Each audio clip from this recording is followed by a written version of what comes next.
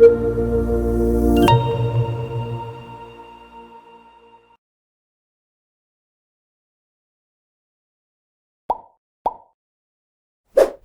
video sebelumnya, kita itu sudah membahas tentang latar belakang dan definisi penyakit ISPA.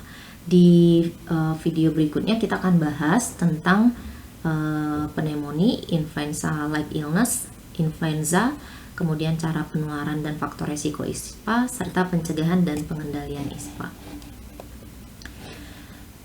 Pneumonia adalah penyakit pernapasan yang termasuk di dalam ISPA ya.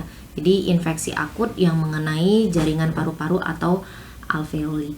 Biasanya pneumonia pada balita ditandai dengan adanya gejala batuk atau kesukaran bernapas dan adanya frekuensi napas dalam 1 menit itu melebihi frekuensi normal sesuai dengan kelompok umur kurang dari 5 tahun.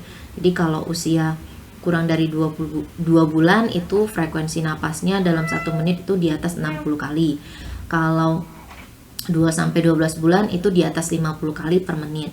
Kalau usia 1-5 tahun itu 40 kali dalam 1 menit. Nah, kemudian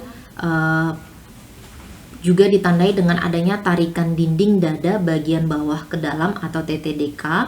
Kemudian saturasi oksigennya itu kurang dari 92%. Pneumonia itu dapat disebabkan oleh bakteri, bisa virus, kemudian jamur. Nah, penyebab paling umum untuk terjadinya pneumonia adalah yang pertama itu adalah Streptococcus pneumoniae. Ya, Streptococcus pneumoniae adalah penyebab paling umum pneumonia bakteri pada anak-anak atau yang sering disebut dengan pneumococcus. Kemudian yang kedua itu adalah Haemophilus influenza tipe B atau HIB, merupakan penyebab kedua terbanyak pneumonia bakteri. Kemudian ada respiratory syncytial virus, adalah penyebab virus paling umum pada pneumonia. Kemudian pada bayi yang terinfeksi HIV, pneumocystis jirovecii, itu adalah salah satu penyebab pneumonia paling umum. Setidaknya pada 1/4 dari semua kematian akibat pneumonia itu pada bayi yang terinfeksi HIV itu disebabkan oleh pneumocystis jirovecii ya.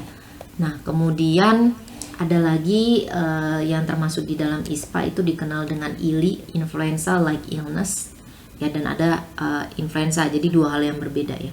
Jadi ILI ini atau influenza klinis adalah suatu infeksi saluran pernapasan akut dengan gejala demam di atas 38 derajat Celcius.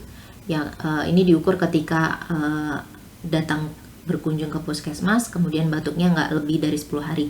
Sedangkan kalau influenza itu adalah infeksi akut yang menyerang saluran pernafasan disebabkan oleh virus influenza dengan gejala demam di atas sama dengan 38 derajat Celcius dan kemudian disertai batuk atau sakit tenggorokan. Nah, untuk cara penularan dan faktor resiko ISPA, yang pertama itu adalah cara penularan ISPA ini adalah melalui udara yang terkontaminasi bibit penyakit. Jadi udara ini terhirup dan masuk ke dalam pernapasan. Makanya ISPA ini disebut dengan airborne disease. Kemudian selain melalui udara, penularan juga melalui kontak langsung, yaitu dengan droplet. Nah, faktor resiko ISPA itu ada banyak. Ada yang pertama adalah kebakaran hutan, asap rumah tangga dari penggunaan kayu bakar, ventilasi yang kurang baik, dapur yang menyatu dengan ruang keluarga, kemudian terjadi bencana alam, anak terkena campak, status gizinya kurang, tidak ASI eksklusif, tidak imunisasi lengkap, kemudian perilaku CTPS yang buruk. Nah, beberapa penelitian yang sudah dilakukan menemukan bahwa status imunisasi itu berkaitan dengan ISPA pada balita. Dan kemudian penelitian Ayu dan kawan-kawan juga menemukan anak-anak yang tidak mendapatkan ASI eksklusif dan juga status gizi kurang menjadi faktor resiko pneumonia pada anak-anak balita yang tinggal di hunian padat.